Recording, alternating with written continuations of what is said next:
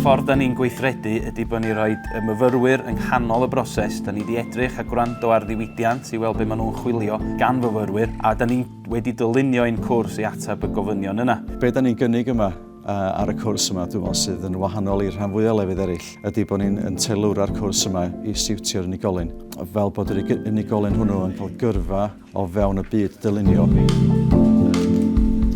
Gan bod ni'n gweithio'n agos gyda diwydiant a da ni'n gwrando ar be mae diwydiant eisiau gan myfyrwyr dylunio Cynnyrch, myfyrwyr ni yn graddio a mae sgiliau nhw'n gwneud nhw'n hawdd i gael eu cyflogi. Maen nhw'n cael eu cyflogi mewn ystod eang o ddiwydiant rhwng o cwmnïau sydd yn gweithgynhyrchu peirianneg o'r technoleg flaenaf CNC i ddylunwyr sydd yn gweithio o fewn cwmnïau ar gynnyrch penodol i cwmnïau agency designers lle maen nhw'n gweithio ar amryw o brosiectau.